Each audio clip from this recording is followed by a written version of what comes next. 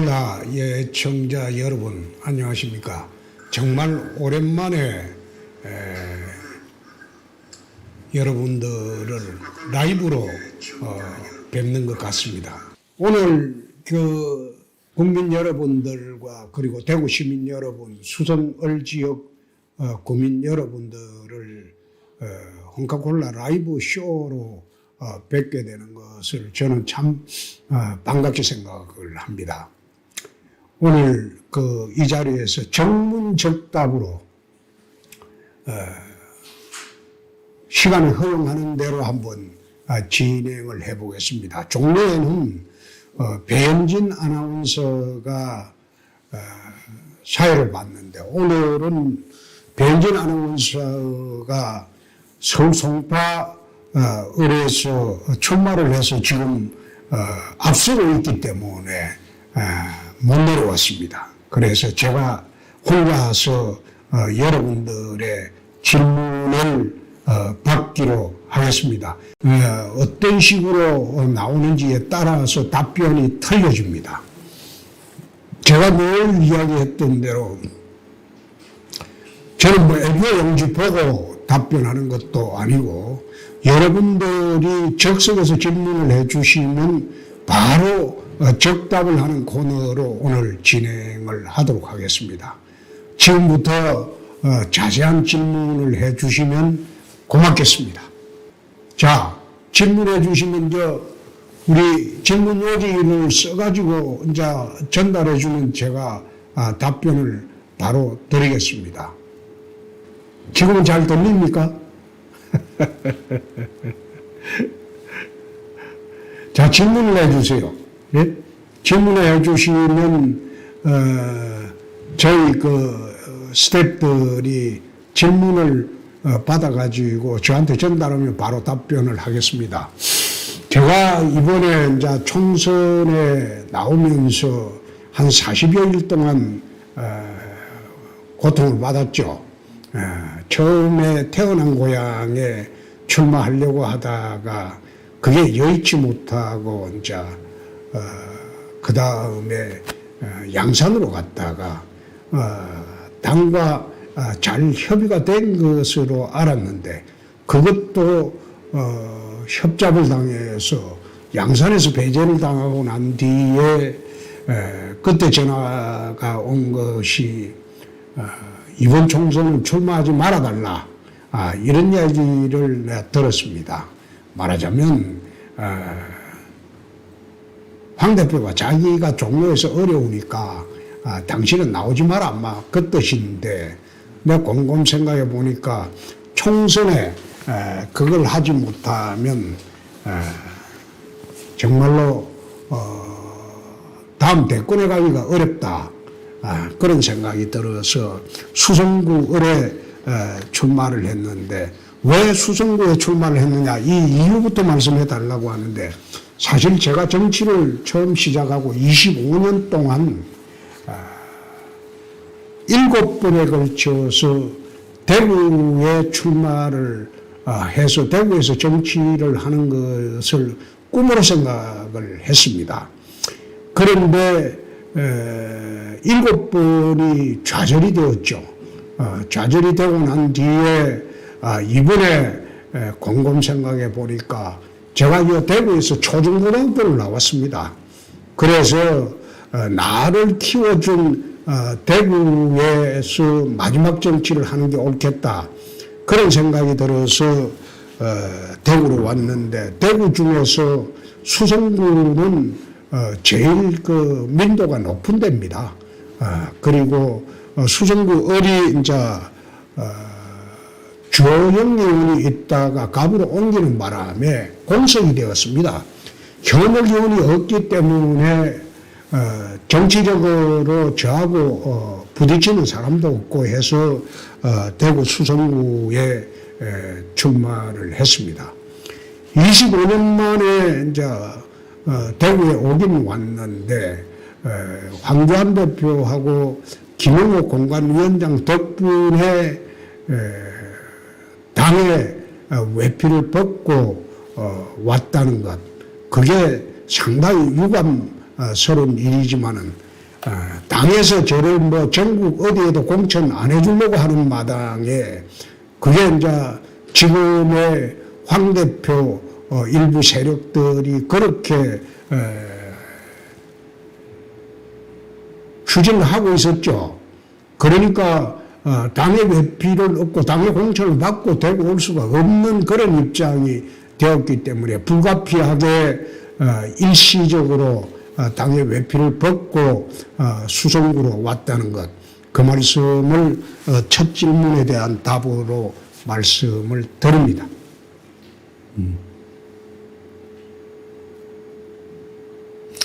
이게 실시간으로 이게 전달이 됩니까? 목소리는? 그런데 이 나와 있는 화면은 좀 늦는데? 시간 차이가 조금 나죠. 예? 시간 차이가 30초죠? 말씀은 그게 계속 하시면 됩니다. 말은 계속 해도 되고. 네.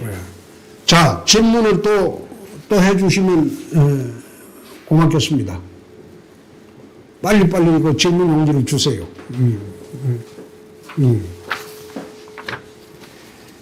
대표 공약을 설명을 해달라고 하는데 수성구에 오면서 저희들이 이제 준비를 한 게 몇 가지가 됩니다.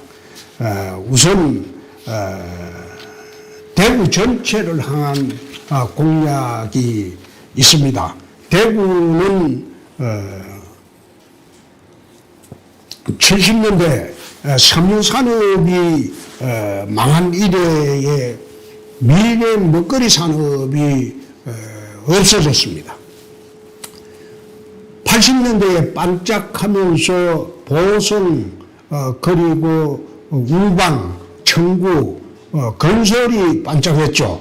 그런데 이 건설까지도 지금은 사실상 망해버린 지금은 대구의 중심 산업이 지금 하나도 없어져 버리고 대구는 소기업 그리고 중소기업 중심으로 지금 겨우겨우 명맥을 유지를 하고 있습니다.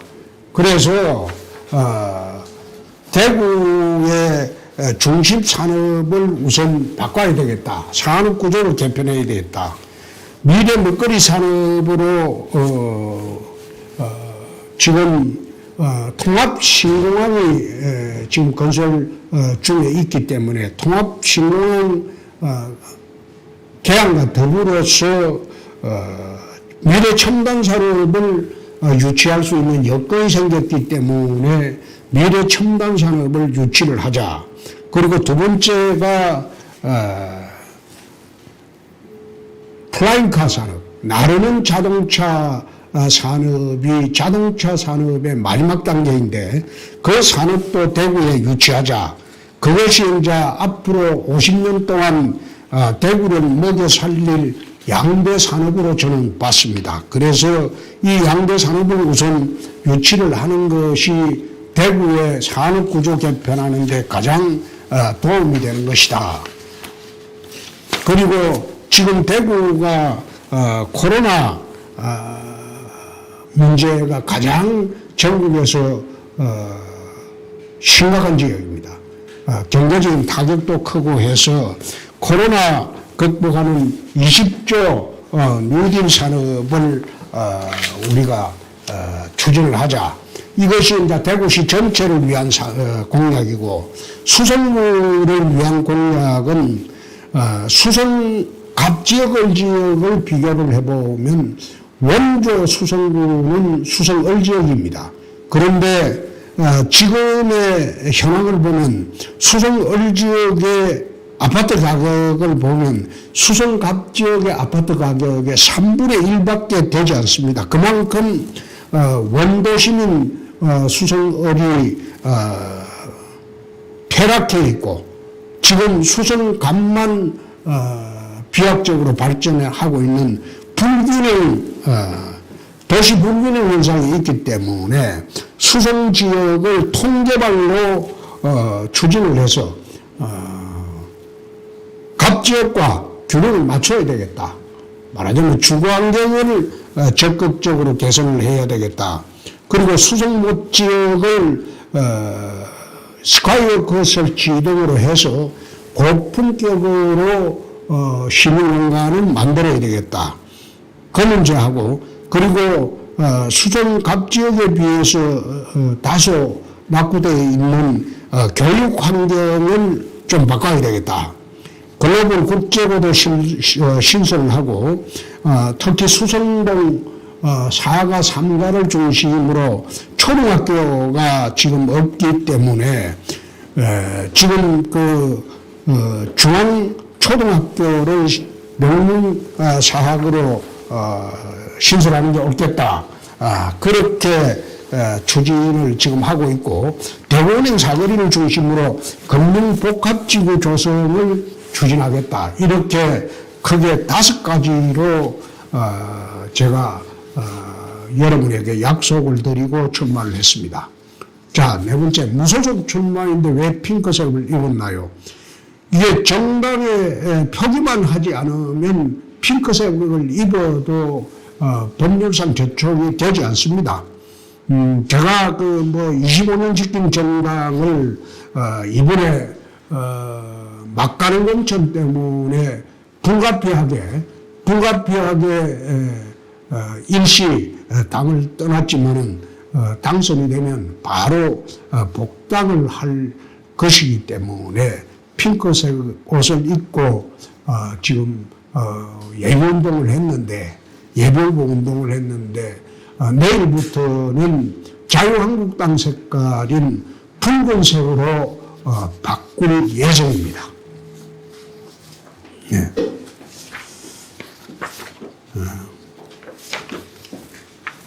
8번 찍으면 팔자를 바꿀 수 있다는데 정말로 바꿀 수가 있어요? 이렇게 물으신 분이 있는데 제가 도시 재개발 재건축의 이론과 실무를 갖춘 대한민국의 최고 가는 정치인이라는 거, 그거는 여러분들에게 내 자신을 합니다.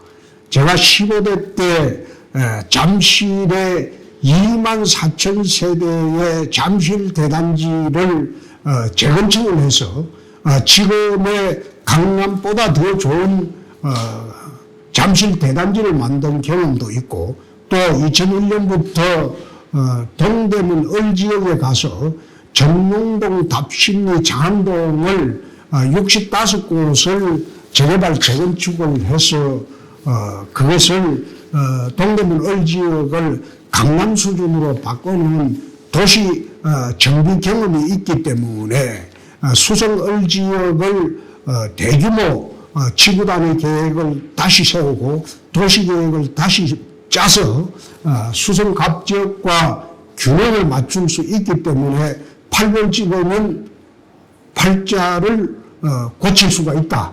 그렇게 이야기를 하고 있습니다. 황교안 당대표가 복당을 안 해주면 어떻게 합니까? 원래 정치를 하다 보면 탈당, 복당을 수없이 반복하는 게 정당의 관례입니다. 저 같은 경우는 25년간 한 번도 움직인 일이 없는데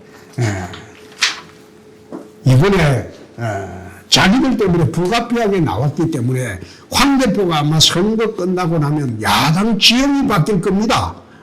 내가 당선되고 당의 주도 세력이 아마 바뀔 겁니다. 황 대표가 계속 당대표를 할 수 있을지는 총선 결과에 따라서 달라집니다. 그렇기 때문에 복당 여부 그거는 아무런 상관이 없습니다. 선거 분위기가 어떠냐? 선거 분위기는 좋습니다. 좋고, 대구 분들이 지금 대구는 중심되는 정치인이 없습니다. 그리고 박근혜 전 대통령 이후로 대권에 나갈 만한 사람도 없습니다. 그래서 주민들의 반응은 아주 좋습니다. 선거 분위기도 아주 좋습니다. 도시선거라는 게 조직을 동원해서 하는 선거는 불과 2, 3% 더 올릴 수 있을 뿐이기 때문에 조직 동원 선거는 이길 수 있는 여건이 되지 못합니다. 특히 이번 총선은 특히 대구 지역 같은 경우에는 코로나 에 대해서 우리가 가장 피해를 입은 지역의 선거이기 때문에 대면 선거가 사실 불가능합니다. 그래서 4월 2일부터 유세가 시작되고 곧 TV 토론이 시작되면 유권자분들이 가장 눈여겨볼 사람이 누군지 단번에 승부가 날 것으로 저는 봅니다. 그리고 공보물이 선거가 시작되면 각 지역으로 다 가게 됩니다. 가게 되기 때문에 저는 공보물만 자세히 읽으시면 투표를 어디에 할지 바로 판명이 될 것으로 봅니다. 박근혜 대통령 출당에 대해 자세히 설명을 해주세요. 이거는 참 오해가 많습니다. 박근혜 대통령 그 출당할 무렵에 문재인 대통령이 사회주의 개헌을 들고 나왔습니다. 그런데 그 당시에 우리 당 의원들이 103명밖에 되지 않았습니다. 그러다 보니까 개헌 저지선이 참으로 위태로운 그런 지경이었습니다.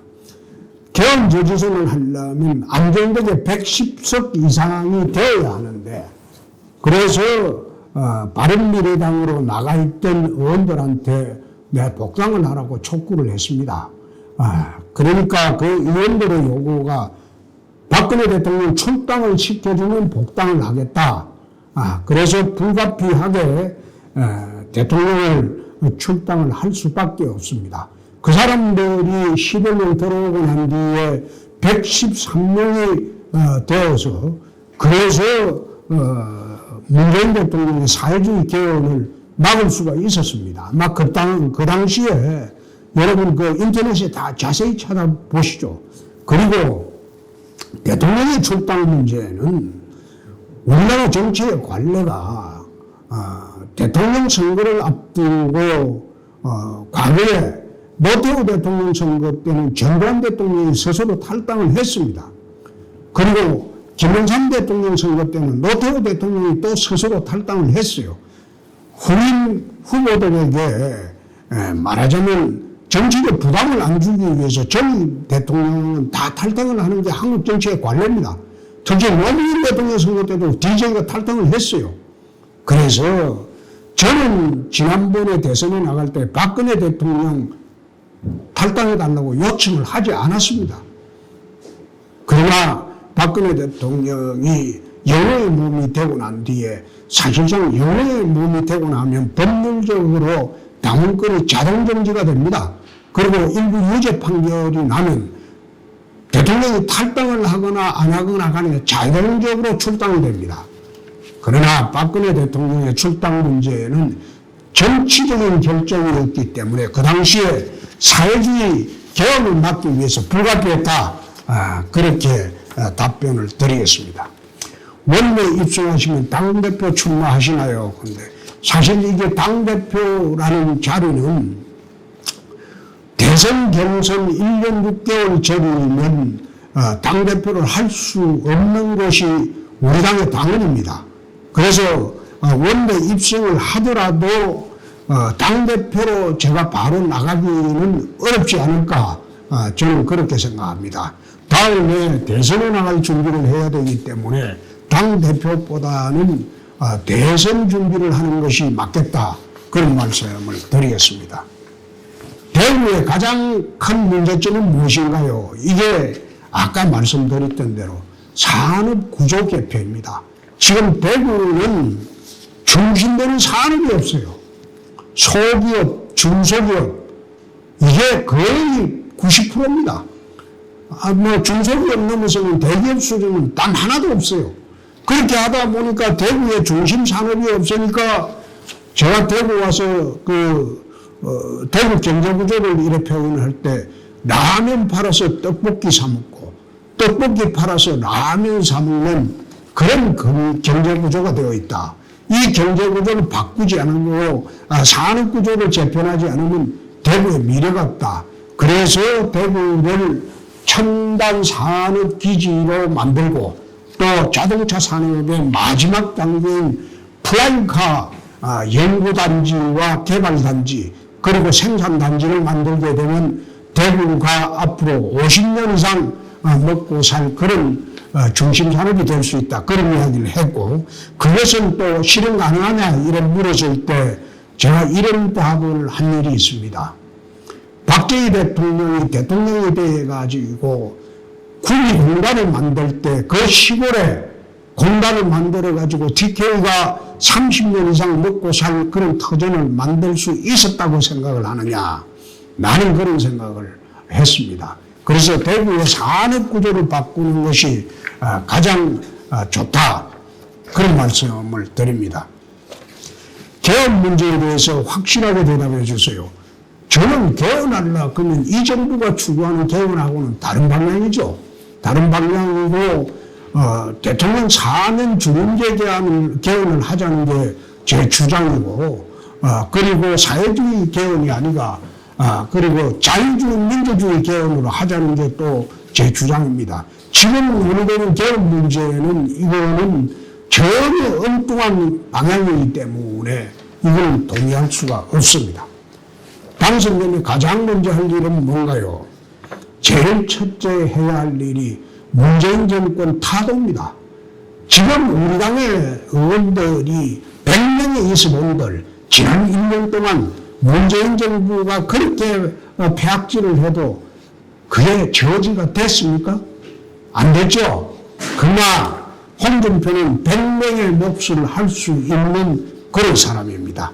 당선돼서 원내 지휘하면 제일 먼저 할 것은 문재인 대통령 타도 문제고, 두 번째가 박근혜 전 대통령 석방을 꼭 시키도록 하겠습니다. 사실 박 대통령이 지금 들어가신 지가 3년이 넘었습니다. 이전 잘못이 있다면 충분히 그 업보를 치렀다고 생각합니다. 그래서 전 대통령을 저렇게 오래 방치하는 것은 정말 예의가 아니다. 그리고 너무 심하다. 그래서 당선되면 두 번째로 할 일은 박근혜 전 대통령 석방을 문 대통령과 협상해서 반드시 시키도록 하겠습니다. 총선 투표 결과를 어떻게 예상하세요? 나는 지금 잠시 나와 있고 총선 책임을 황 대표가 하고 있기 때문에 이것은 제가 답변 드리기 어렵습니다. 다만 수성을에서는 제가 압도적으로 당선될 수 있도록 좀 도와주시기 바랍니다. 선거 중에 또 하실 건가요? 라이브 방송 자주 해주세요 하는데 라이브 방송 이거 자주 해도 되는데 사실 이거 유시민이는 라이브 하면 슈퍼챗도 하고 돈도 벌어요. 그런데 우리는 이게 선관위에서 슈퍼챗을 이게 못하게 해요. 그래서 유시민이는 하는데 왜 우리는 못하게 하느냐. 그러니까 유시민이는 정치를 안 하고 홍준표는 정치를 하기 때문에 그런다. 이런데 유시민 방송도 지금 보면 사실상 정치를 하고 있죠. 그래서 선관위가 이게 자기들이 집권을 하니까 정말 자기들 마음대로 한다. 그런 생각을 합니다. 기회가 되면 대선 출마 의사가 있으십니까? 제가 무소속이라도 당의 외피를 벗고 대구로 온 것은 TK를 기반으로 또 제가 태어난 곳이 PK이기 때문에 영남을 기반으로 정권을 가져오기 위해서 대구를 택했습니다. 제가 국회의원 한 번 더 하려고 제가 국회의원 4번을 했습니다. 그것도 어려운 지역에서 4번을 했습니다. 서울에서. 그래서 제가 국회의원 한 번 더 하기 위해서 대구 온 것은 아니다. 지금 대구를 말판으로 정권을 가져오기 위해서 대구로 왔다. 그 말씀을 드립니다. 그래 이야기하니까 상대 후보 진영에서 2년 있다 그럼 국회의원 선거 또 하는 거 아니냐. 그 반문을 했는데 내가 그렇게 답변을 했습니다. 2년 있다가 국회의원 선거를 또 하게 되면 그거 참 좋은 일이다. 그때는 제가 대통령이 되어 있기 때문에. 그러나 국회의원은 대통령 출마한다고 해서 중도사퇴를 하지 않습니다. 대통령이 당선이 되면 중도사퇴하고 당선이 안 되면 임기를 채웁니다. 그래서 대선 출마 의사가 있다. 예. TK에 코로나 명길 20조를 가져오겠다고 했는데 자신이 있으십니까? 이것은 자신의 문제가 아니고 사실상 그렇게 해야 될 당의 문제입니다. 그래서 이번 총선 끝나고 난 뒤에 내 문 대통령과 담판을 하겠습니다. 대한민국에서 코로나에 대해서 가장 피해 지역이 피해 심도가 큰 곳이 피해의 80%가 대구 경북에 있습니다. 그래서 대구 경북에는 특별한 대책이 필요하다. 그래서 문 대통령과 담판을 지어서 20조가 아니라 30조라도 가져올 수 있으면 가져오도록 하겠습니다. 대구 산업구조를 개편하려면 기업 세금 문제, 재원 문제도 있는데 어떻게 하실 건가요? 산업구조를 개편하는 데는 이게 기업 세금 문제, 재원 문제 이게 필요한 게 아니고 민간 기업을 설득하는 문제입니다. 산업구조를 개편하는데 대구는 내륙도시입니다. 이 내륙도시가 산업구조를 첨단 산업으로 바꾸려면 공항이 필요합니다. 그래서 제가 대구 통합공항이 생기게 되면 거기에 활주로 길이가 3.5km 이상, 가장 바람직한 것은 활주로 길이가 3.8km죠. 왜 활주로 길이가 길어야 하는가 하면 그 활주로 길이가 되어야지 유럽 노선 그리고 미주 노선, 장거리 노선을 갈 수 있습니다. 제가 말하는 것은 영업 운송의 문제가 아니고 화물 수송의 문제입니다. 첨단기업 제품은 전부 항공화물로 수출을 합니다.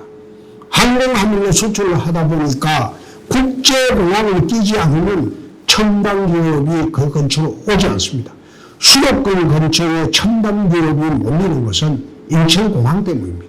그래서 이번에 대구 통합신공항이 건설되는 것을 계기로 대구 주변에 첨단 산업을 유치할 수 있는 기반이 생겼다.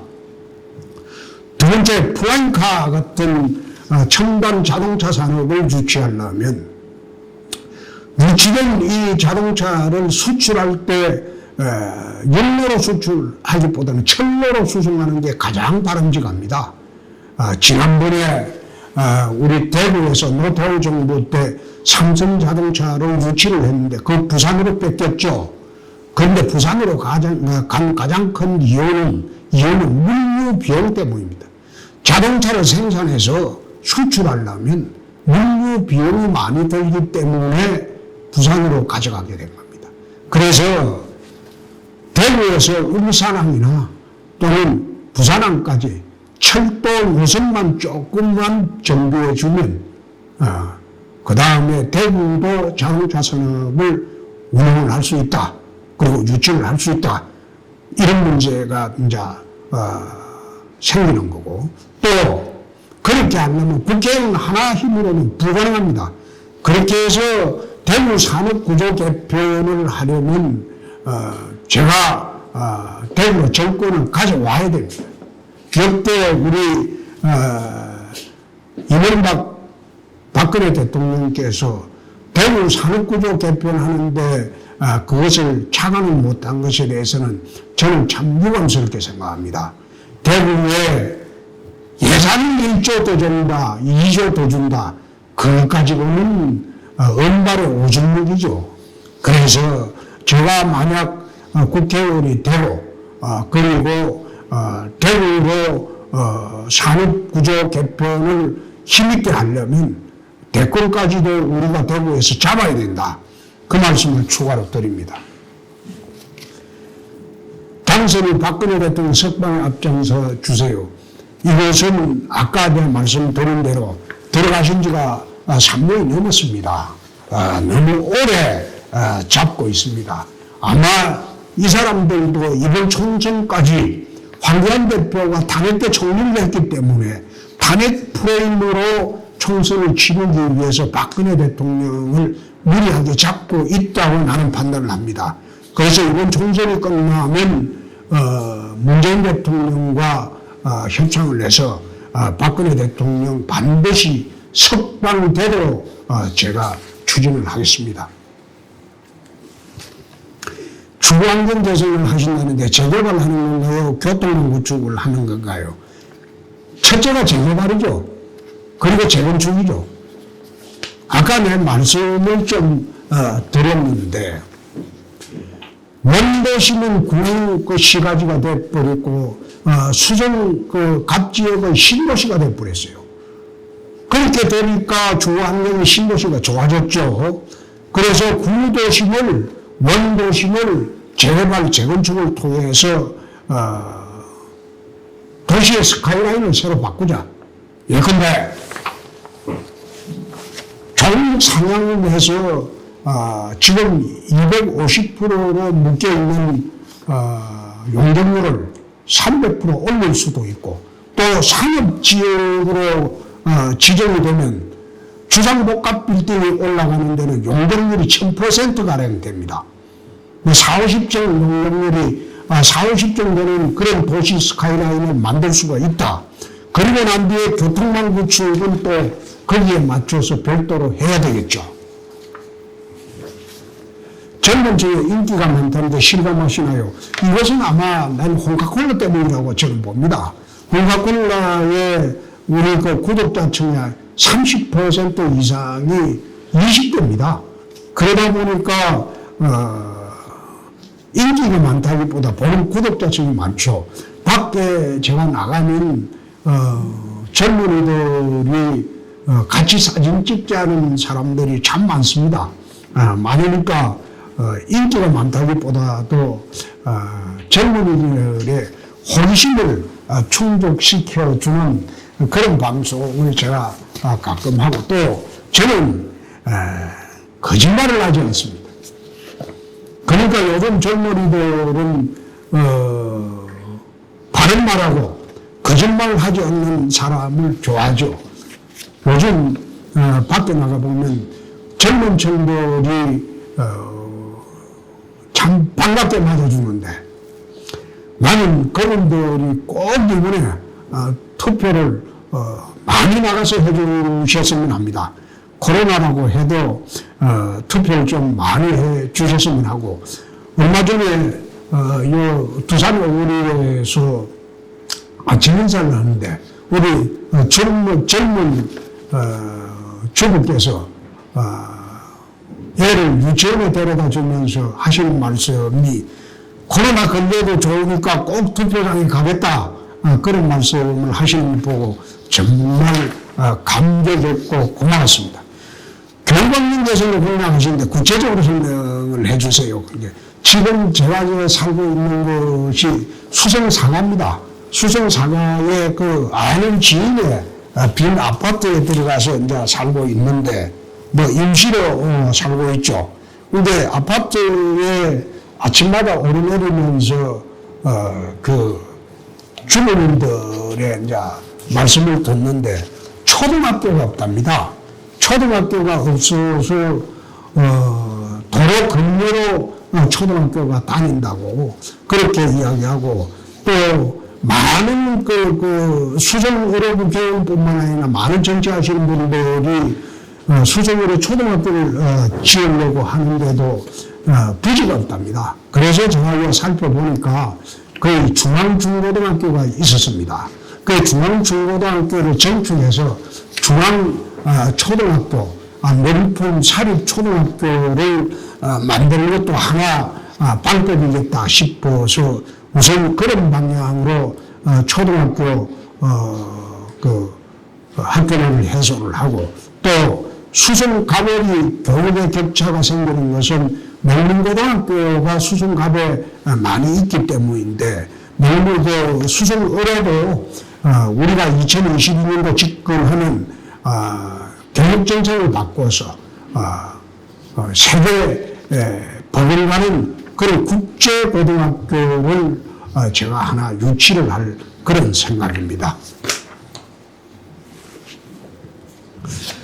현장에 다니면서 기억에 남았던 점은 무엇인가요? 지상 1등에 가니까 지금 재건축을 하고 있습니다. 한 900세대 재건축을 하고 있는데 그분들의 고통이 관리처분 당시에는 분양가를 1,800으로 평당 1회 처분 인가를 받았는데 갑자기 국토교통부에서 1,500대로 분양가를 낮추라고 해서 그렇게 되면 집집마다 수천만 원에서 수억씩 부담을 하게 된다.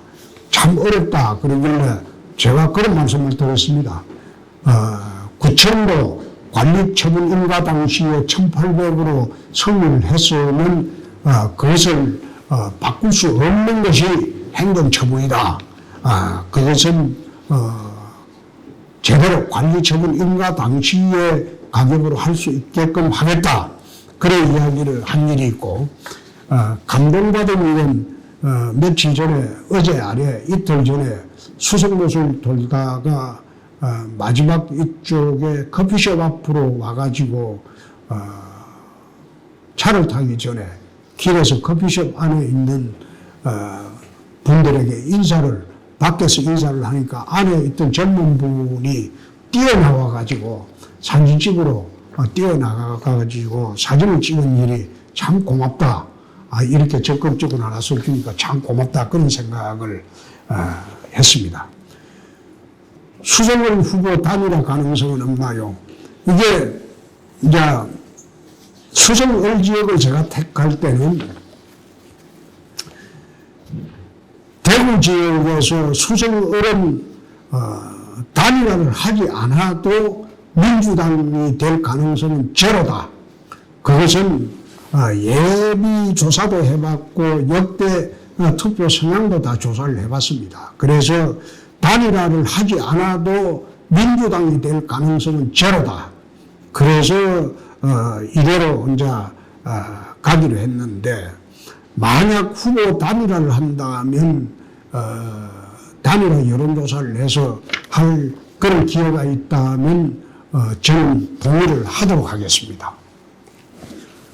수성을에서 맛있게 드신 음식은 저는 잡식성이기 때문에 음식 가리지 않고 먹습니다.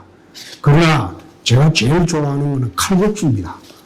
여기 우리 사무실 근처에 얼큰한 칼국수 집에 가서 그 칼국수 먹은 게 제일 맛있게 먹었습니다. 수성못에 자주 가시는데 추억은 있으신가요? 옛날에 저희들이 중학교에 다닐 때, 고등학교 다닐 때 대구에 이 수성못이 참 유일한 큰 유원지였어요. 그래서 이제 수성못에 이래 와보면 그 당시에 수성못에서는 유람선을 띄웠어요. 그 유람선을 띄워가지고 유람선 위에서 이제 우리 가정주부들이 이제 스트레스 발생하는 거죠. 노래하면서 춤추고 그 하던 기억이 참 생소한데, 참 그 기억이 오랫동안 남는데, 이번에 수성못에 가보니까 유람선이 없어요. 유람선이 없고, 그 오리배가 좀 있기는 있습니다만은 수성못을 제가 수성어를 맡게 되면 수성못을 수상 스테이지도 만들고 매일 대구 시민뿐만 아니라 대한민국 국민들 중에서 많은 사람들이 수성못에 와서 문화와 음악과 예술을 즐길 수 있는 그런 공간으로 한번 다시 만들어 보겠습니다. 고교생활, 대구에서 영남중고를 나오셨는데 고교생활은 어떠했는지요? 저는 영남중고등학교뿐만 아니라 신천국민학교 2학년을 다녔고 신안국민학교 2학년을 3학년을 다녔습니다. 신천동 신암동에서 살았고 대구 영남중고등학교를 다니면서 비산동도 살았고 내당동도 살았고 또 대명동, 주로 이제 대명동에서 살았죠. 중고등학교 생활할 때는, 그때는 참 저희들 때는 살기가 어려울 때입니다. 제가 해방 6.25 직후에 태어나서 보릿고개 세대입니다. 저희 부모들이 요즘 젊은 사람들은 보릿고개를 잘 모를 겁니다. 그런데 저는 이제 얼마 전에 진성이라는 분이 안동분이 부른 보릿고개라는 노래를 듣고 눈물이 핑 돌았습니다. 그만큼 그 당시에 어렵게 살던 세대인데 중고등학교 다닐 때 저는 도시락을 싸가지고 간 일이 없습니다. 그만큼 어렵게 살았습니다.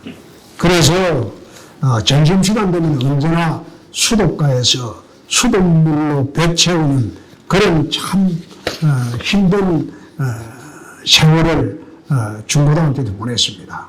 제가 공부를 하는 것은 이거는 생존의 수단으로 공부를 한 것이지 공부라도 잘해야 되겠다 그런 생각으로 공부를 하는 바람에 제가 또 문과 출신이 아니고 법과대학을 나왔지만 이과 출신입니다. 이과를 다니다가 원래 저는 경북대 때 의과대학을 가려고 이과를 다녔는데 이과를 다니다가 저희 아버님이 의과대학은 돈 많이 든다고 육군사관학교를 가라고 해서 또 육사시험 쳐가지고 3학년 때 고등학교 때 육사 합격을 하고 신금 대기를 하고 있던 중에 저희 아버님이 이제 파출소에 억울하게 끌려가서 고초를 당하는 것 보고 대학 시험 한 25일 앞두고 문과로 돌려가지고 법과대학을 갔습니다. 억울함을 풀려면 검사를 해야 되겠다. 그래서 법과대학을 갔는데 제가 대학 시험 볼 때는 고문 현대문이 국어에 있었는데 고문 40점은 빵점을 먹었죠. 그래도 운 좋게 대학을 들어갈 수 있었고 검사도 할 수 있었습니다. 영남고등학교에서 검사가 영남고등학교 출신 중에서 검사가 제가 1번입니다. 학교 개교 이래 처음으로 제가 영남고등학교 출신으로 검사가 된 겁니다.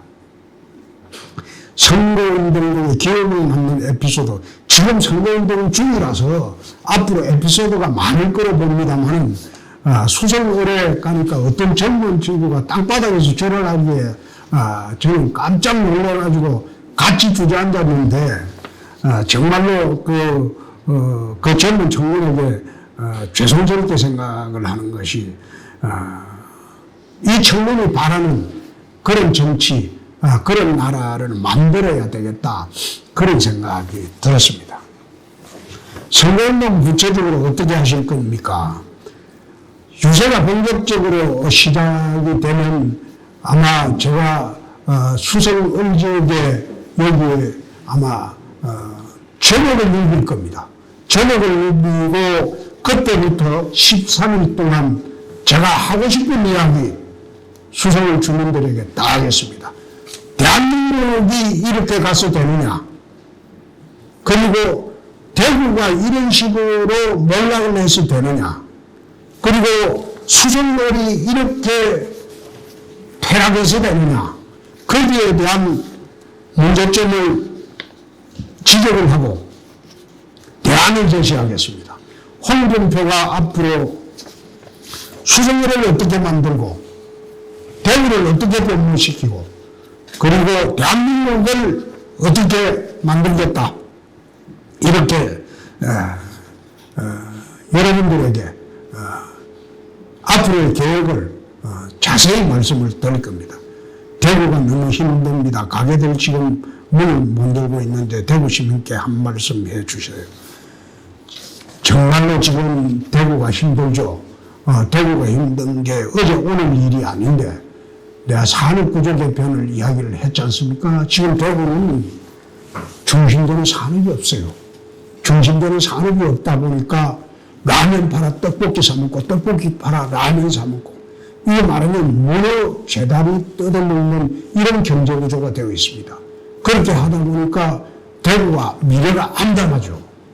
그래서 장기적으로는 산업구조를 개편해야 되고 단기적으로는 이 가게들이 지금 문을 닫고 있는데 코로나 때문에 그렇죠.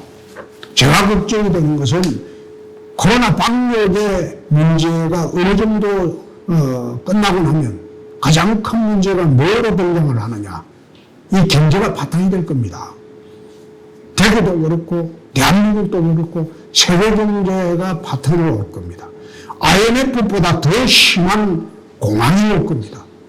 나는 문재인 대통령이 그걸 예측하고 지금 나라를 운영하고 있는지 나는 참 걱정스럽습니다. 수석을 TV 토론 준비는 많이 하셨나요? TV 토론이라는 것은 저는 대선 때도 뚜렷하게 준비를 한 게 아니고 평소 제가 갖고 있던 정책, 생각 이게 정리된 것을 TV 토론장에서 가감없이 이야기하기 때문에 별도로 TV 토론을 준비할 필요는 없다. 특히 수석은 제가 여기 온 이래로 11개 동을 하루에 10km 이상씩 걸어서 골목골목 다 다녀봤습니다. 다녀보고 난 뒤에 이 동네는 뭐가 문제가 되고 또 다음 동네는 뭐가 문제가 되고 그것을 다 파악을 했기 때문에 별도로 준비하지 않아도 토론을 할 수가 있다. 그런 말씀을 드립니다. 막말, 요새는 막말 안 하시지요. 이제 나 이 질문을 많이 듣는데 이 질문을 들을 때마다 내가 답변을 이래 합니다. 내가 막말한 게 뭐가 있는지 구체적으로 한번 말씀해 보세요.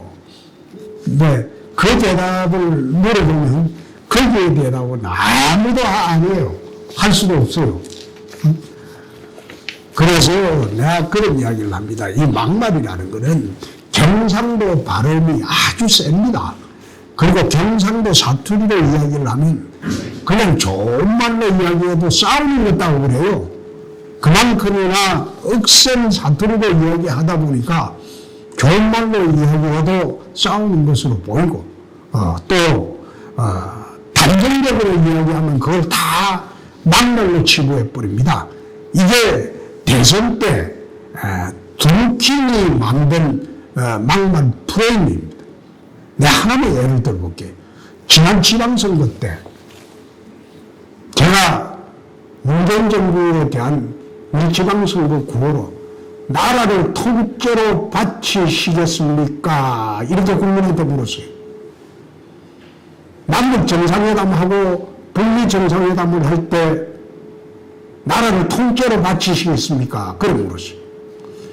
경제를 통째로 망치시겠습니까? 그렇게 물었어요. 그때 2년 전에 지방선거 때 인터넷 검색을 한번 해보세요.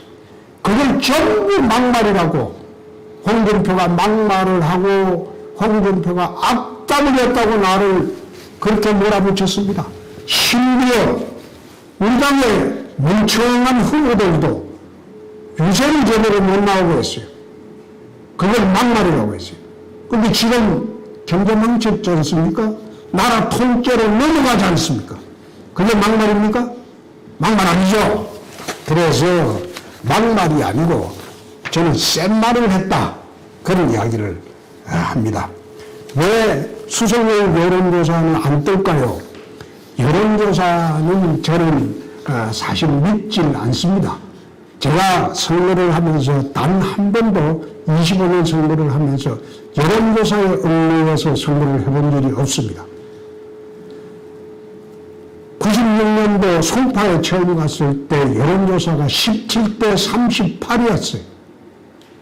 무려 21% 차이 나도 13일 만에 뒤집었습니다.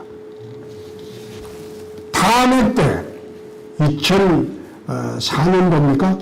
서울 동대문 의뢰선거 할 때 무려 22% 차이 나도 13일 만에 유세기간 중에 뒤집었어요. 나는 여론조사 믿지 않습니다. 여론조사 안 믿고 여론조사 이외에 밑바닥 민심을 믿습니다. 민심은 돌아다녀 보니까 홍준표 쪽으로 많이 오고 있습니다. 40, 50대 주부들에게 인기가 많은데 특별한 비결이 있나요? 이것은 제가 추측하기는 아마 그런 걸 겁니다. 지난번에 유시민 작가하고 저하고 MBC 100분 토론을 할 때 조국 문제에 대해서 제가 격분을 해서 그런 이야기를 한 적이 있습니다. 아니 사내 새끼가 어떻게 부인을 대신 감옥에 보내고 자기는 빠지려고 하느냐. 그건 사내 새끼도 아니다.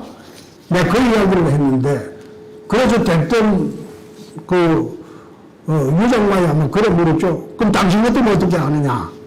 내가 대신 감옥 가겠다. 어떻게 자기 부인을 대신 감옥에 집어넣고 자기는 밖에서 돌아다니느냐. 그건 사내 새끼 아니다. 남자는 가정에 대한 무한 책임을 져야 된다.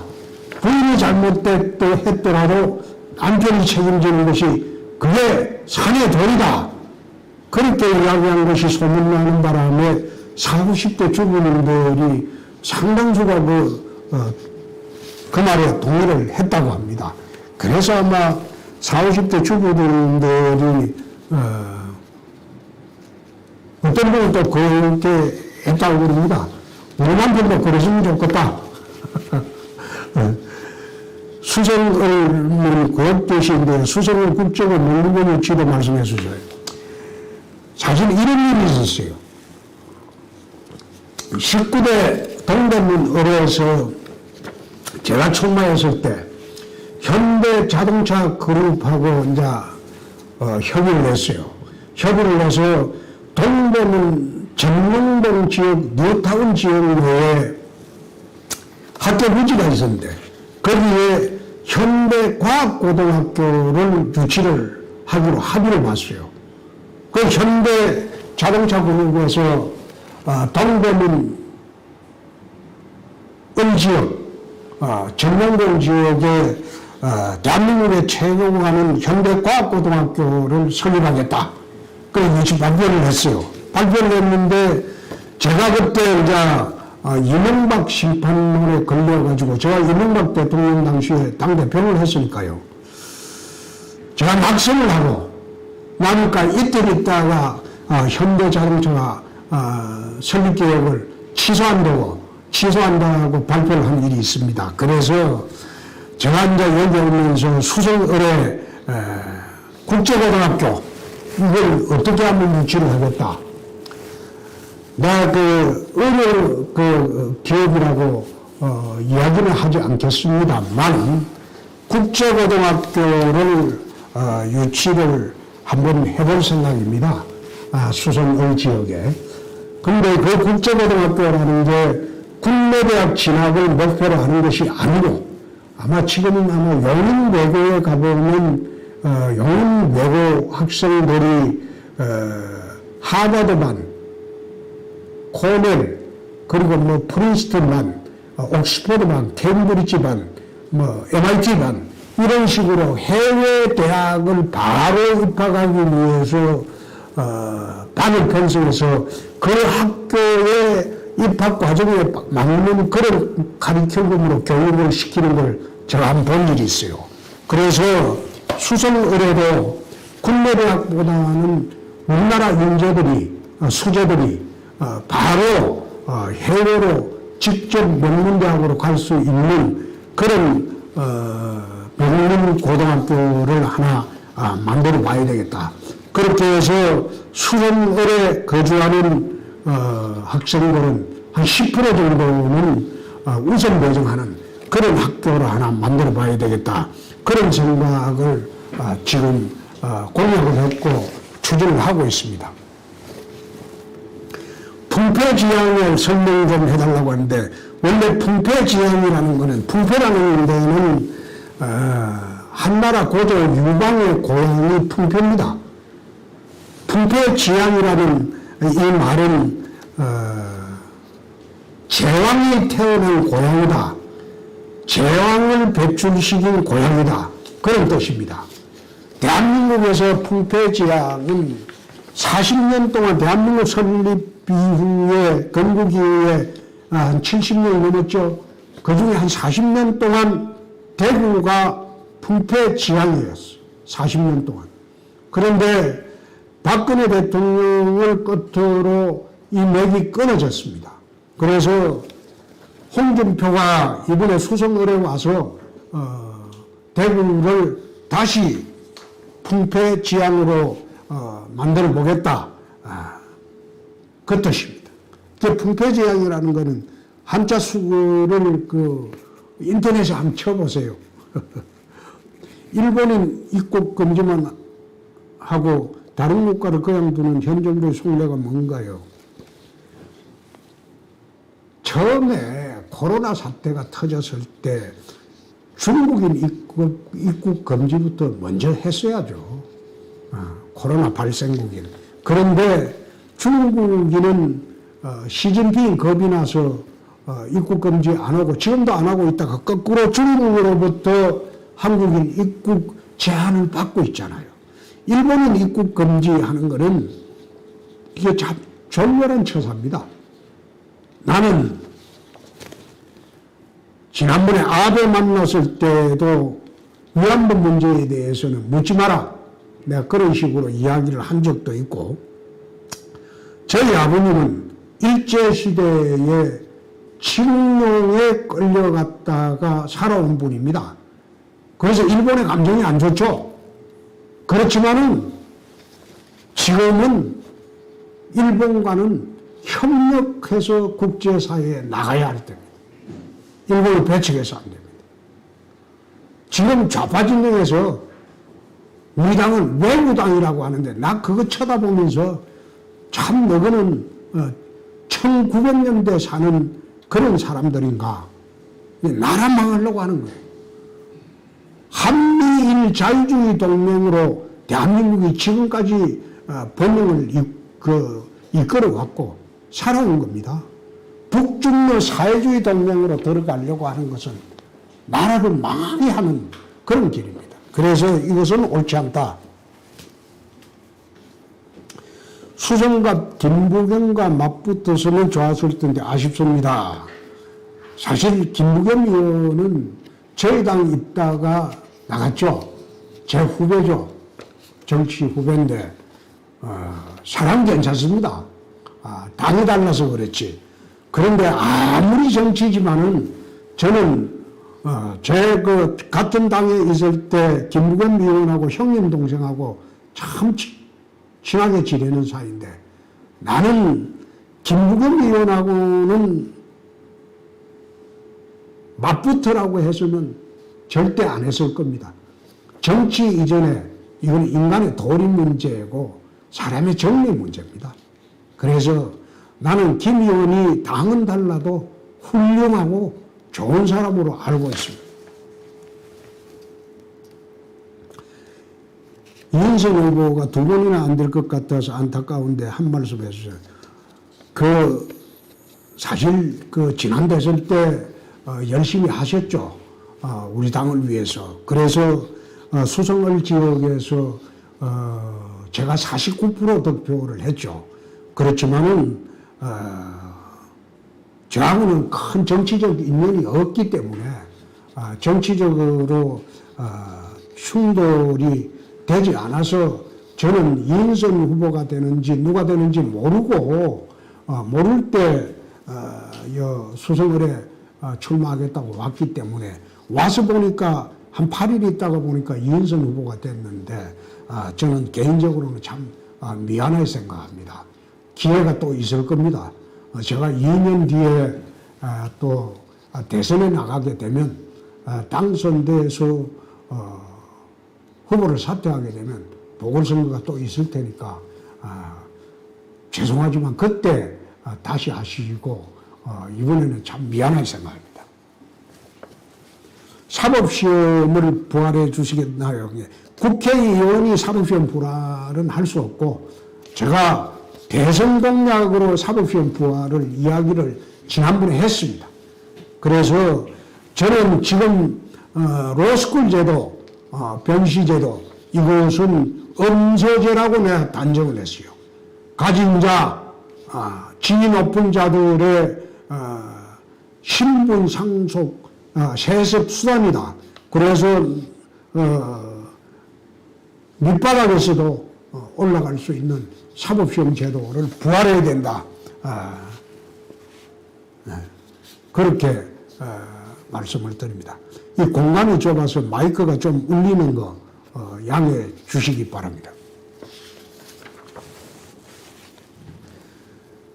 선거 유세 때 노래 한 곡 해주실 수 있나요? 지난 대선 때 제가 노래를 했죠.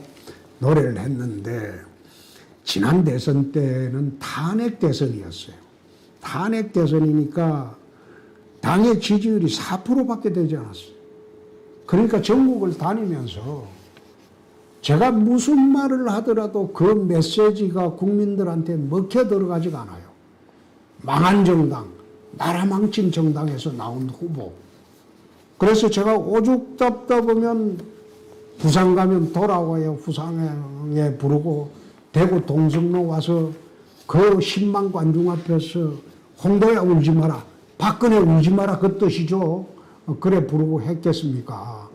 그래서 이번에 유세 때는 가능하면 노래 안 불러도 메시지 전달이 될 것 같아서 노래를 안 하려고 합니다.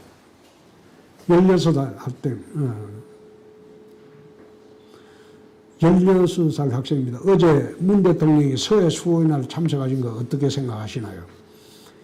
선거 앞이니까 보수표 노리고 참석한 거겠죠. 이분 대통령 되고 난 뒤에 천안함 사건을 북한 소행이다. 그 말 한 일이 내가 없는 거로 기억을 합니다. 이번에는 했던가요? 좌파 언론에서 막말 프레임으로 선동할 거에 대책이지. 막말 프레임 이제 선동을 못하죠. 그건 드루킹이 해가지고 좌파 언론이 써먹은 거니까. 그런데 드루킹이 제가 있을 때 특검으로 잡아넣었잖아요. 그래서 이제는 막말 프레임을 가동을 해도 믿지 않죠. 많은 그 네티즌들이나 국민들이 홍준표가 한 말은 막말이 아니고 맞는 말이었다. 막말이었다. 맞는 말이었다. 저는 한 말 중에 틀린 말이 어디 있어요? 다 맞죠? 나라 다 망쳐놨죠? 양산의 컷오프 너무 황당했습니다. 이번 공천 어떻게 생각하세요? 제가 양산에 갔으면 양산뿐만 아니라 경남 낙동강 전선을 지킬 수가 있었을 겁니다. 처음에 갔을 때는 KBS 여론조사에서 제가 한 4, 5% 지고 있을 때는 당에서 말이 없다가 한 일주일 뒤에 제가 한 7, 8% 이기게 되니까 그때부터 공천을 비틀기 시작했어요. 제가 이기고 올라가면 당이 어려워진다. 그 뜻 때문이죠. 그래서 참 이거는 황당하기도 저도 황당했습니다. 제가 컷오프 되고 난 뒤에 들어보니까 양산 가불이 다 어렵다고 합니다. 그러니까 이 사람들은 민주당을 이기기 위한 공천이라기보다도 홍준표 쳐내기 위한 그런 공천이 더 중요했다. 그래서 내가 황교안, 김영호 두 사람한테 내가 얼마 전에 고맙다고 했어요. 내가 자라는 고향 대구 와서 내 마음껏 내 의사를 펼칠 수 있게 해줘서 고맙다. 이번 공천은 어떻게 생각하세요? 이거는 제가 한번 정의를 한 적이 있죠. 막 가는 공천이라고, 막천이라고 했습니다. 특히 TK 공천은 정말로 몇 군데가 잘못됐습니다. 어젠가요? 그 후보 등록 마감 날까지 뒤집기 하고 또 뒤집기 하고 그런 공천을 했지 않습니까? 어떻게 이렇게 할 수 있어요? 공관위원장이라는 사람이 이런 말도 했습니다. TK는 지게작경이 꼽아놔도 당선이 된다. 얼마나 TK 주민들을 깔보면 그런 말을 하겠습니까? 이거 많은 TK 주민들이 심판을 해야 된다고 생각합니다. TK에 무소속으로 나오신 분들은 당선돼 본들 민주당 절대 가지 않습니다. 다 우리 당으로, 통합당으로 다시 들어옵니다. 그래서 투표하실 때 무소속하고 2번 후보하고 인물 비교해서 투표를 하십시오. 그렇게 해도 아무런 문제가 없습니다. 코로나로 돈을 풀고 있는데 어떻게 지원하는 게 옳은가요? 이거는 권영진 시장이 말했듯이 상품권하고 그리고 소비할 수 있는 그런 돈으로 지급하는 것이 맞지 현금으로 잘못 지급을 하게 되면 이게 돈이 또 퇴장되는 수가 있습니다. 소비로 돌아와야지 경제가 돌아오거든요. 이것은 권 시장과 민주당 또는 좌파 시민단체에서 주장하는 현금 살포는 이거는 투표 앞두고 매표 행위에 불과합니다. 4월 16일 이후에 상품권이나 그리고 카드로 지급하게 맞겠다 그런 생각입니다. 기업 유치 많이 해주세요. 그것은 아까 산업구조 개편할 때 내가 자세히 말씀드렸기 때문에 그걸 참고하시면 되겠습니다. 사모님과 선거운동 같이 하시나요? 같이 하지 않고 각자 따로 합니다. 따로 하고 사모님이 더 잘하신다고 하는데 하시던데요. 그렇습니다. 저는 집사람 덕으로 국회의원 사선을 했습니다. 이번에도 집사람 덕을 좀 많이 볼 것 같습니다. 하루에 얼마나 운동하셔요? 한 10km는 걷죠? 10km는 걷고 90도 절하는 모습을 봤는데 90도 절은 이게 이제 사실 이게 저보고 이제 그 이야기를 하는 사람들이 참 많습니다. 뻣뻣하다. 니만 잘났냐. 그런 이야기 하는 사람들이 많은데 제가 뻣뻣하지도 않고 그리고 제 잘났다고 말하지도 않습니다. 제가 아는 것은 솔직히 이야기하고 상대방이 잘못된 것은 지적을 하는 게 그게 정치인이죠. 그리고 거짓말 안 하고 솔직하고 그리고 담대하고 누가 뭐라고 해도 흔들리지 않고 제 길을 가는 그 모습이죠. 그렇게 저는 살고 있습니다. 잠실 동대문에서 재건축 재개발을 하셨다는데요.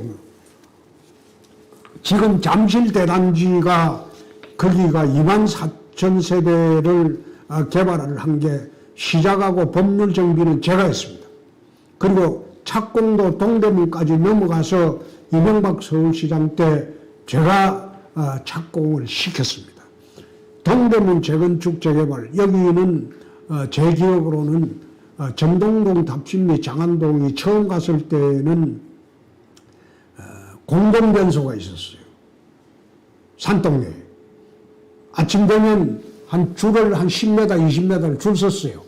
그런데 거기를 재개발 재건축 해가지고 11년 만에 65곳을 해서 도시 정비를 싹 했습니다. 지금 전공동, 답심리, 장안동 가보면 강남처럼 잘 도시 정비가 되어 있습니다. 무소속 연대는 제가 처음부터 이야기를 했는데 연대라기보다도 제가 드리는 말씀은 각 지역에서 무소속으로 나오신 분하고 우리 당 출신 그분들은 어떻게 보면 경선 기회도 갖지 못하고 김용호 공관위원장이 지 마음대로 컷오프한 그런 사람들이죠. 그 사람하고 나오신 분하고 한번 인물 비교를 해보십시오. 인물 비교를 해서 그 인물에 투표를 하면 그 사람이 다시 우리 당으로 들어옵니다. 그러니까 연대를 안 하더라도 자동적으로 대구 시민들, 경북 도민들이 투표를 거래해 주시면 어차피 그 사람들은 우리 당으로 들어옵니다. 선거운동 자원봉사는 언제라도 저희 사무실로 오시면 됩니다. 선거운동이 시작되면 우리가 유급 선거운동원이 제한이 있습니다. 그리고 선거 비용 제한이 있기 때문에 저희들이 유급선거운동을 많이 쓸 수가 없습니다. 그래서 자원봉사 하시는 분이 많으면 많을수록 좋죠. 동네마다 자원봉사가 한 100명씩만 있으면 틀림없이 당선될 겁니다. 재난 기본소득에 대해서는 저는 절대 반대합니다. 이것은 포퓰리즘이죠. 말하자면 재난 기본소득을 은발의 오줌 누기식으로 지급한다고 해서 그것이 재난이 끝나는 게 아니거든요. 무너진 생활 기반, 경제적인 기반을 구축할 수 있는 그런 도움을 줘야지 현금으로 살포해가지고 이렇게 하는 것은 저는 반대합니다.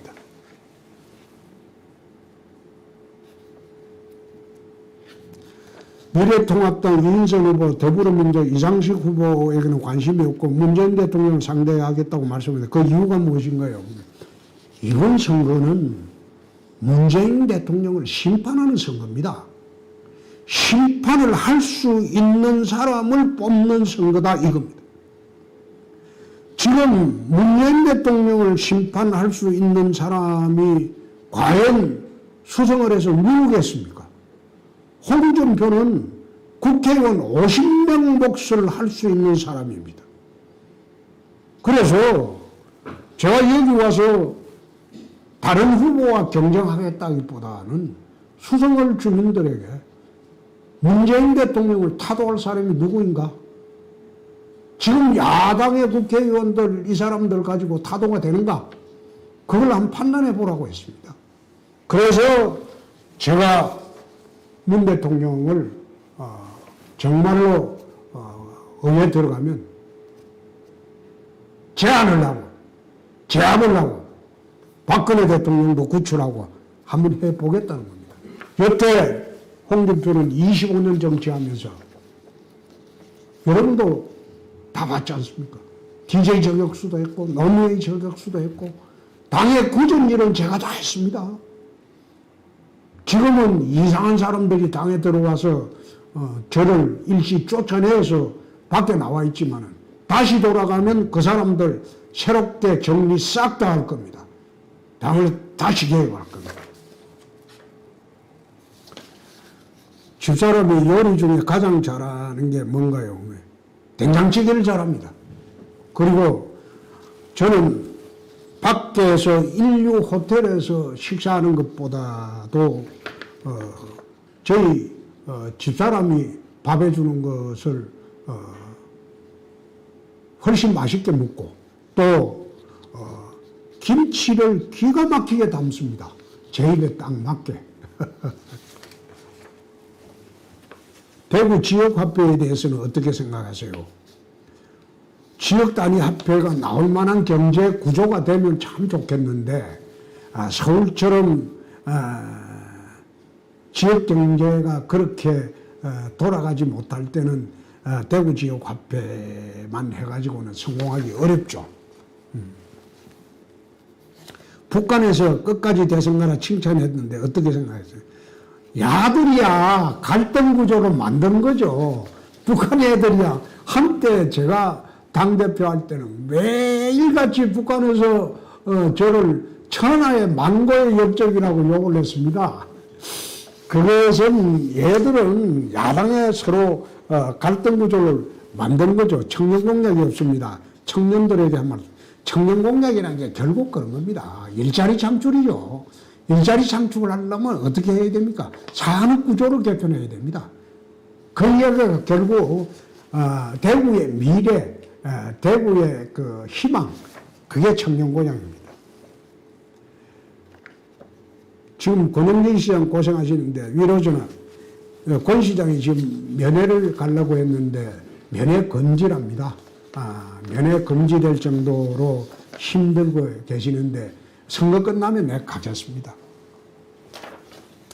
배현진 후보와는 어떻게 만나게 됐습니까? 배현진 후보는 나이로 따지면 저한테는 막내 딸이죠. 막내 딸뻘이고 또 배현진 후보 고모부가 묘하게 그러니까 고모부죠. 이모부입니까? 하여튼 그분이 저하고 이름이 같아요. 변진구 그 후보 공업부가 홍준표입니다. 그래서 이제 지난번에 우리가 지방선거 때 어려울 때 우리가 영입을 해서 송파에 공천을 했는데 지방선거 그 위장평화 바람에 휩쓸려서 떨어져서 이번에는 저는 꼭 당선되리라고 봅니다.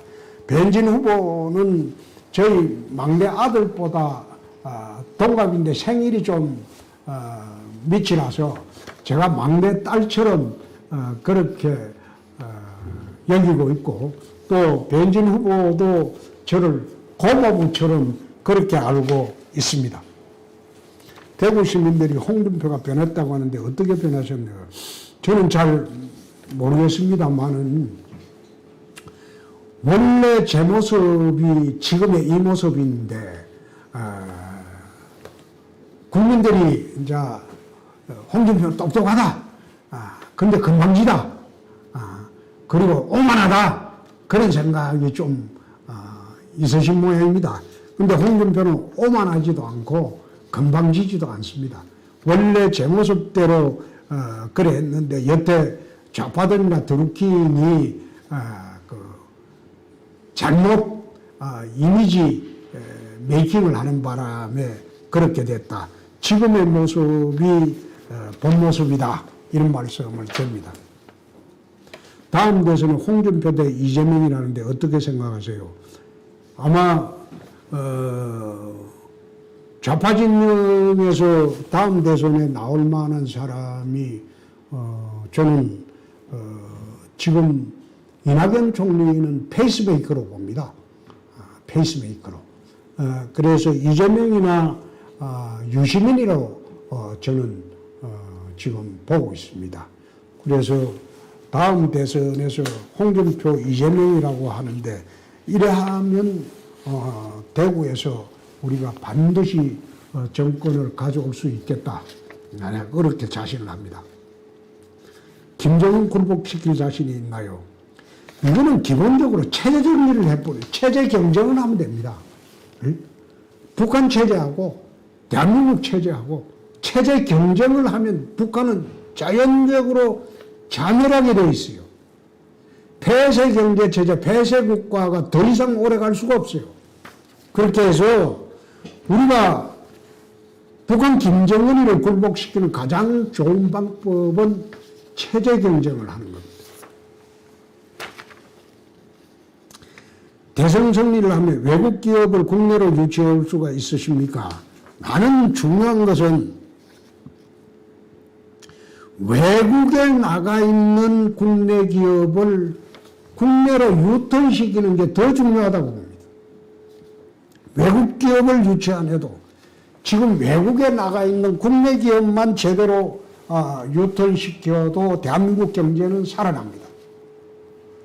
외국에 나가 있는 국내 기업을 유턴시키려면 가장 중요한 게 첫째가 강성 노조를 혁파를 내야 돼요. 어느 자동차 기업에서 제가 경남지사를 할 때 이런 경험이 있습니다. 50만 대 정산을 하겠다. 그래서 내 하동 갈사만에 우리가 매립을 하고 있으니까 100만 병을 주겠다. 들어와라. 그러니까 그 재벌 기업에 해당하는 말이 국내에서는 더 이상 정산하지 않는다. 노조 때문에 정산하지 않는다. 지금 강성 노조들 때문에 현대자동차는 제 기억으로서는 10년 이래 정산을 하지 않아요. 말하자면 자동차가 300만 대 정산하면 300만 대 그대로입니다. 해외에서 지금 주로 정산을 해요. 원래 출발은 3대 7로 국내 생산이 7이 됐는데 지금은 거꾸로 된 게 6대 4가 됐어요. 앞으로 7대 3이 거꾸로 돼버립니다. 해외 생산량이 훨씬 많아집니다. 그만큼 국내 노조가 국내 경제의 암적 존재로 자라고 있다. 두 번째가 세제를 개편을 해야 돼. 감세를 해야 돼. 강제를 해서 기업으로 하여금 투자를 하게 해야 돼. 세 번째가 기업 규제를 철폐를 내야 돼. 자유주의 시장 경제를 만들어야 돼. 그렇게 되면 외국에 나가 있던 대한민국 기업들이 국내로 유턴을 하게 됩니다. 그것만 해도 대한민국은 도약을 할 수 있습니다. 코로나19 환자들 치료에 정말 고생하시는 의료진 여러분들은 정말로 저희들이 눈물겹도록 감사하게 생각을 합니다. 여러 가지 악조건 하에서도 지금 대구 의료진들의 분투로 다소 지금 수그러들고 있습니다. 좀 더 고생해 주시기 바랍니다. 우한폐렴으로서 이제 17대 학생 죽음을 어떻게 보십니까?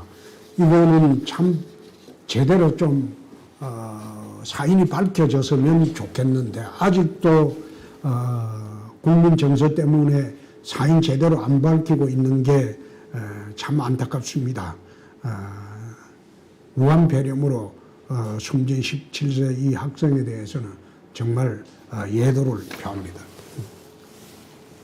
강현재 변호사는 참 똑똑한 분이죠. 강현재 변호사는 제가 지방선거 때 노원 의뢰 영입을 해서 공천을 했는데 지방선거 바람으로 당선이 안 됐죠. 이번에 또 북을에 왔는데도 온 지 너무 늦어가지고 출마를 못하게 됐죠. 강현재 변호사는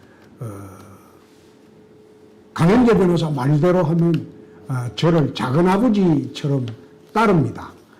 그리고 강 변호사가 대구 신명여고를 나오고 서울시립대학을 나와가지고 고시대 갖고 지금 변호사를 하고 있는데 아주 똑똑한 친구입니다. 앞으로 대구에 여걸이 나온다면 강연재가 되지 않을까 저는 그렇게 봅니다. 이번 총선에서 수성을 해서 몇 프로로 득표를 예상하십니까? 지난 대선 때 수성을 해서 제가 받은 득표가 49% 정도 됩니다.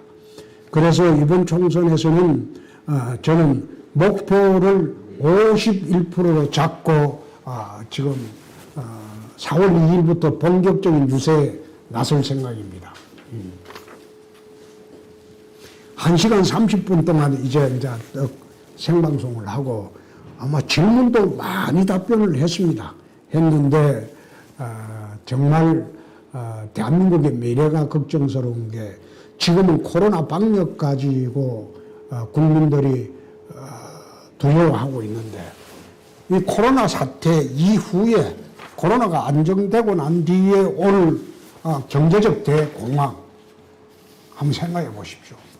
아마 대구가 가장 극심할 것으로 보여지고 그리고 한국 경제도 IMF에 버금가는 그런 위기가 올 수도 있습니다.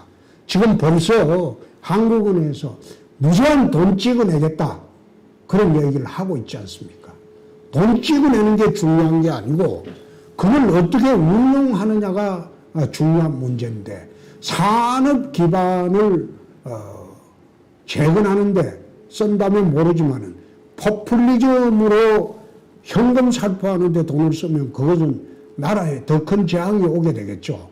또 지금 세계 경제를 한번 보십시오. 전부 봉쇄 경제 체제로 가고 있습니다. 대한민국은 70%가 해외에 의존하고 있습니다. 그렇기 때문에 봉쇄 경제 체제로 가게 되면 세계가 제일 타격을 받는 게 해외 의존도가 높은 대한민국입니다. 그래서 세계 경제도 어렵고 대한민국 경제도 어렵고 거기다가 대구 경제는 더더욱 어려울 게 아닌가. 마지막으로 이제 긴급 질문이 들어왔는데 원자력 전공자들 다 실업자 되고 있습니다. 원자력을 살려주세요. 정권을 바꿉시다. 한마디로 홍준표가 정권 잡아오면 원자력 국가를 다시 만들겠습니다. 그때까지 기다리십시오. 문재인 대통령이 판도라 영화 한 편 보고 나 저런 짓 하는 거 보고 저 사람이 대통령 자격이 있나 그런 생각을 했습니다. 참 답답하죠. 원자력 전공하는 사람뿐만 아니라 두산중공업도 거의 망해가는 지경입니다. 나라를 지금 거들려고 있습니다. 태양광은 제일 지금 해결 안 되는 문제가 20년, 4, 5년 지나면 그 패널이 태양광 패널을 어떻게 폐기 처분을 해야 될지 그 방법이 아직 개발이 안 됐다고 합니다.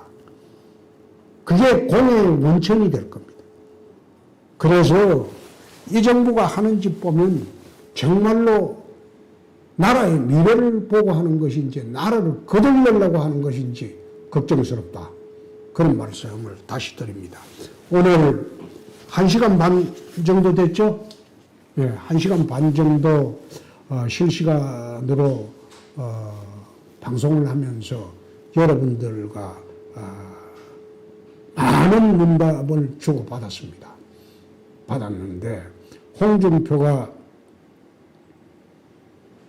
수성을 해서 압승을 하고 그리고 대한민국을 한번 다시 살릴 수 있도록 여러분들이 한마음으로 도와주시면 마지막 정치를 대구에서 멋있게 출발하도록 하겠습니다. 오늘 감사했습니다. 고맙습니다.